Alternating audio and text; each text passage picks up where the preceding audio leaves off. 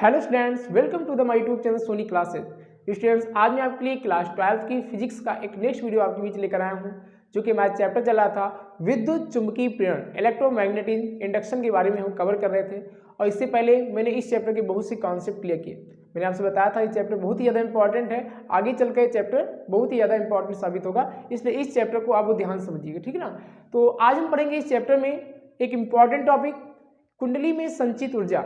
इससे पहले मैंने आपको स्वप्रेरण, अन्योन प्रेरण जैसे टॉपिक, चुंबकीय फ्लक्स जैसे टॉपिक कवर कराए। आपने देखा फैराडे का प्रयोग, फैराडे का नियम, मैंने ऐसे टॉपिक कवर कराए कि आपको सभी चीज़ें अच्छे से समझ में आए। देखिए, मेरा पढ़ाने का टेक्निक ऐसा है कि मैं सीरियल वाइज सभी चीज़ें आपको समझा रहा हूँ, जिससे सभी चीज़ें आपको एकदम अच्छे से क्लियर हो जाएगी, ठीक है ना। तो आज का जो टॉपिक है वो बहुत इंपॉर्टेंट है। एक फार्मूला निकल कर आएगा और वो फार्मूला आगे चलकर न्यूमेरिकल में काम आता है, और कभी कभी तो एग्जाम में इसका डेरिवेशन भी पूछता है, ठीक है ना। बहुत इंपॉर्टेंट कॉन्सेप्ट है, ध्यान दीजिएगा। चलिए स्टार्ट करते हैं। हमारा टॉपिक है कुंडली में संचित ऊर्जा। कुंडली में संचित ऊर्जा।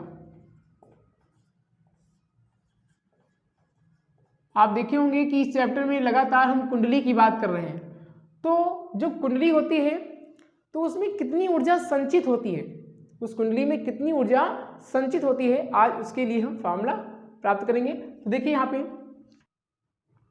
सबसे पहले आपको एक बात ध्यान रखनी है कि ये पूरा जो डेरिवेशन है वो फार्मूले पर बेस है। आपको पीछे जितने फार्मूले बताए गए उनका यहाँ पे प्रयोग होगा, और उसी की सहायता से हम क्या करेंगे, व्यंजक को स्थापित करेंगे। तो पीछे जितने फार्मूले आपको बताए गए थे उनको आप अच्छे से कंप्लीट कर लें, जिससे ही आप अच्छे से कर पाएंगे। तो चलिए स्टार्ट करते हैं। देखिए, चूंकि हमने पढ़ रखा है, चूंकि E बराबर होता है माइनस का dw/dq, ये फार्मूला मैंने पीछे पढ़ रखा है।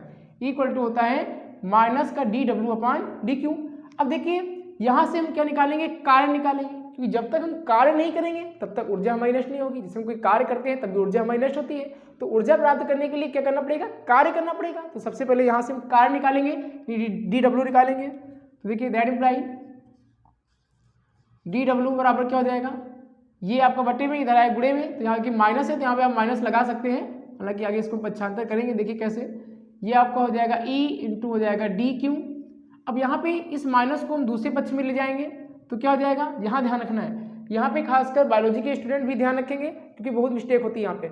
यहाँ पे माइनस का जब पक्षांतर करते हैं तो कहते हैं प्लस हो जाएगा, नहीं, यहाँ प्लस नहीं होगा, क्योंकि जब चिन्हों में परिवर्तन, मतलब एक चिन्ह दूसरे पक्ष में जाता है तो उसमें परिवर्तन नहीं होता जब तक वो कोई संख्या लेकर नहीं जाता। अकेला यदि चिन्ह जाता है तो माइनस है तो माइनस ही रहेगा, वो प्लस नहीं होता। कैसे, देखिए मैं एक एग्जांपल के माध्यम से आपको समझाता हूँ। लिखा हो माइनस का 2 प्लस का x इक्वल टू 5 दे दिया मैंने। अब यहाँ यदि x की वैल्यू को फाइंड करनी है, इस x का मान निकालना है, तो ये माइनस का 2 जब इधर आएगा तो प्लस का 2 होगा। क्यों, क्योंकि एक गिनती को लेकर आ रहा है, एक नंबर को लेकर आ रहा है। लेकिन अगर हम सिर्फ चिन्ह को भेजें तो चिन्ह नहीं बदलेगा। कैसे, देखिए यहाँ पे x का मान निकालेंगे इस प्रकार से। अब इसको हम आगे सॉल्व करें तो ये आप जानते हैं 7 हो जाएगा। लेकिन अब यहाँ पे एक इंपॉर्टेंट कॉन्सेप्ट में जो आपको समझाना चाह रहा हूँ वो ये है कि जैसे लिखा हो माइनस का x इक्वल टू 5, अब हम इस माइनस को उधर भेजें तो माइनस ही रहेगा। कैसे, देखिए हम दोनों पक्षों में माइनस से गुणा कर दें, दोनों पक्षों में क्या करें, माइनस से गुणा कर दें, तो माइनस माइनस क्या हो जाएगा, प्लस, प्लस लगाने की आवश्यकता नहीं, इक्वल टू -5। देखो वही मैंने आपको बताया था कि जब माइनस दूसरे पक्ष में जाता है तो माइनस ही रहता है, उसमें परिवर्तन नहीं होता। इस बात को आप ध्यान रखना, ठीक। तो चलिए आगे देखते हैं। यहाँ पे लोग मिस्टेक करते हैं, इसलिए मैंने आपको थोड़ा समझा दिया कि यदि कोई चिन्ह अकेला जाता है तो वो माइनस ही, मतलब माइनस है तो माइनस ही रहेगा, उसमें परिवर्तन नहीं होता है। प्लस है तो प्लस ही रहेगा, ठीक है ना। तो यहाँ पर क्या होगा, आगे इसको सॉल्व करें तो ये dw बराबर हो जाएगा, ये माइनस है तो इधर हम ले आएंगे तो माइनस का E इंटू dq, ये हो जाएगा। अब यहाँ पे एक फार्मूला और यूज करेंगे जो कि मैंने आपको स्वप्रेरण में समझाया था। चूंकि हम जानते हैं स्वप्रेरण में मैंने आपको एक फार्मूला पढ़ाया था, E इक्वल टू होता है माइनस का di/, यहाँ पे L भी छूट गया ना, माइनस का L di/dt होता है, माइनस का L di/dt equal to minus L into di/dt। यहाँ पे मैंने आपको स्वप्रेरण जब समझाया था तो वहाँ पे मैंने फार्मूला आपको बताया था, ठीक है ना। उसी फार्मूले का यहाँ प्रयोग करेंगे। अब E के स्थान पे हम क्या करेंगे, इस वैल्यू को पुट कर देंगे। तो यहाँ पे हमने कार्य क्यों निकाला, क्योंकि हमें ऊर्जा प्राप्त करनी है, तो जब तक कार्य नहीं करेंगे तब तक ऊर्जा हमारी नष्ट नहीं होगी। तो इसको आगे सॉल्व करें तो हो जाएगा dw, ये माइनस का E का मान यहाँ से उठाएंगे तो हो जाएगा माइनस का L di/dt dt, ये मैंने ई के स्थान में पुट किया और ये बराबर हो जाएगा डी क्यू। ठीक, इसको आगे सॉल्व करें तो हो जाएगा डी डब्ल्यू बराबर माइनस को माइनस से गुणा करेंगे प्लस हो जाएगा, प्लस लगाने की आवश्यकता नहीं है। अब यहाँ पे हो जाएगा L D I upon D T और इंटू क्या हो जाएगा डी क्यू, ये वाला। अब यहाँ पे एक इंपॉर्टेंट बात ध्यान रखना है कि यदि हम इतने को एक साथ ले लें, इतने को, तो क्या हो जाएगा, देखिए डी डब्ल्यू बराबर हो जाएगा एल, अब यहाँ पे देखिए डी आई, अब पीछे मैंने पढ़ा है ये डी क्यू क्या है, आवेश है, और डी टी क्या है, समय। आपको मैंने पीछे पढ़ाया था यदि किसी भिन्न के हर में समय दिया हो तो उसको समय न पढ़कर हम दर पढ़ते हैं, तो आवेश प्रवाह की दर को धारा कहते हैं, ये पीछे आपने पढ़ा है। तो धारा यहाँ पे हो जाएगा D Q upon D T के स्थान पर हम लिख देंगे क्या, आई, क्यों, क्योंकि आवेश प्रवाह की दर को धारा कहते हैं। अब इसको आगे सॉल्व करें तो हो जाएगा डी डब्ल्यू बराबर एल, इस आई को हम आगे लिख लें, आई इंटू डी आई। अब यहाँ मैंने क्या किया, एक छोटा कार्य किया, अब क्या करेंगे, एक संपूर्ण कार्य करेंगे, तो इसका हम समाकलन कर देंगे, तो लिखेंगे संपूर्ण कार्य। छोटे से कार्य को हम बड़े से कार्य में बदलते हैं तो उसका समाकलन करते हैं, तो संपूर्ण कार्य। तो जो छोटा कार्य है इसको हम समाकलन करेंगे तो क्या हो जाएगा, बड़ा कार्य हो जाएगा, यहाँ पे इंटीग्रेशन हटा देंगे, कैपिटल डब्ल्यू बना देंगे और इंटीग्रेशन हो जाएगा किसका, छोटे से कार्य का। अब इंपॉर्टेंट बात क्या रखना है, यहाँ पे लिमिट, लिमिट क्या, जब हमने कोई कार्य नहीं किया तो उस समय इसकी प्रारंभिक स्थिति क्या थी, शून्य थी।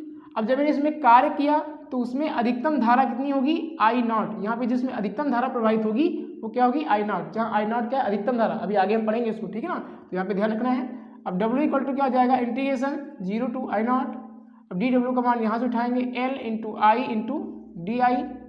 अब यहाँ से ये एल हमारा क्या है, कांस्टेंट है, इनको बाहर निकाल लेंगे। एक एक स्टेप में आपको समझा रहा हूँ, बस अच्छे से आप ध्यान दीजिएगा, कोई स्टेप में शॉर्ट नहीं कर रहा हूँ कि आपको बहुत दिक्कत हो कोई। तो एल हमारा बाहर आ जाएगा, तो इंटीग्रेशन 0 आई नॉट और यहाँ पे आ जाएगा आई इंटू डी आई। अब यहाँ पे हम इसका समाकलन करेंगे तो यहाँ पे एक मैथमेटिकल फार्मूला लगता है, मैं फार्मूला आपको लिख देता हूँ।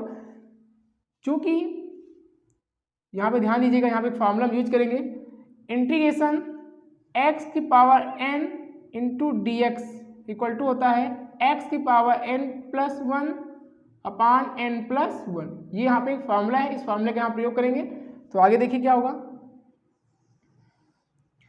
तो जाएगा W बराबर ये आपका L। अब जब समाकलन हो जाता है तो ये चिन्ह हट जाता है, तो यहाँ पे हो जाएगा बड़ा सा ब्रैकेट लगाएंगे, बड़ा ब्रैकेट, और यहाँ पे जो लिमिट थी हमारी, ये लिमिट को हम यहाँ पे लगा देंगे। लिमिट को आप छोड़ मत देना कि आप छोड़ दीजिए, ठीक है ना, इसको आप लेकर चलेंगे, बस बॉक्स के बगल में लगा देंगे। अब यहाँ पे देखिए, यहाँ x के स्थान पे क्या है, i है।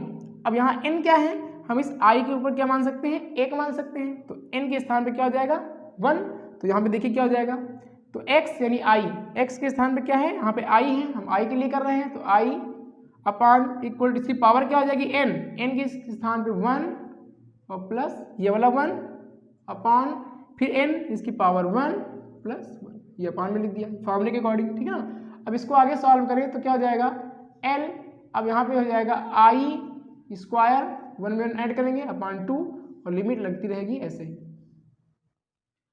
अब इसको आगे सॉल्व करें तो यहाँ पे बटे 2 को बाहर निकाल लें, 1 मान के 1/2 L।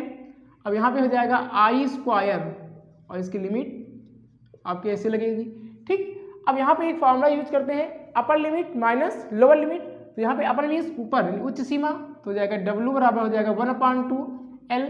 अब I के स्थान पे अपर लिमिट रखेंगे I naught square minus lower limit I के स्थान में रखेंगे 0 का स्क्वायर, तो W बराबर हो जाएगा 1/2 L। अब इसको हम सॉल्व करें तो 0 का स्क्वायर 0 और इसमें घटाएंगे तो आई नॉट स्क्वायर ही आएगा ये। तो इस प्रकार से मैंने कार्य निकाला। हम जानते हैं कि जो कार्य होता है वो ऊर्जा के बराबर होता है, तो यहाँ पे W के स्थान में हम क्या कर देंगे U, जहाँ U क्या है, ऊर्जा है, 1/2 L आई नॉट स्क्वायर। तो ये हमारा क्या होता है, फार्मूला होता है किसका, कुंडली की संचित ऊर्जा का। तो वैसे भी आपने देखा होगा गतिज ऊर्जा पढ़ी होगी, तो वहाँ पे क्या होता है 1/2, यानी 1/2 आपको लगभग देखने को मिल जाता है ऊर्जा में, तो 1/2 L आई नॉट स्क्वायर, ये किसका फार्मूला होगा, कुंडली की संचित ऊर्जा का। तो बहुत ही आसान डेरिवेशन है, मैंने आपको एकदम स्टेप बाय स्टेप बताया है, बस आप ध्यान रखेंगे यहाँ पे एक फार्मूला ये यूज किया गया है, एक फार्मूला ये यूज किया गया है और दूसरा यहाँ पे मैंने ये, इस प्रकार से 3 फार्मूले यहाँ पे प्रयोग किए गए हैं 3 फार्मूले की सहायता से हमने ये चौथा फार्मूला निकाला है। ठीक, तो इस प्रकार से कुंडली की संचित ऊर्जा यहाँ पे कंप्लीट होती है। नेक्स्ट वीडियो में हम इसके आगे की टॉपिक कवर करेंगे। बस आप सीरियल वाइज सभी वीडियो को देखें, इससे सभी चीज़ें आपको एकदम अच्छे से क्लियर होंगी। ठीक है ना, वीडियो पसंद आई हो तो वीडियो को लाइक करें और चैनल पर नए हो चैनल को सब्सक्राइब जरूर करें। फिर मिलते हैं आपसे इसी से जुड़े टॉपिक के साथ। Thank you.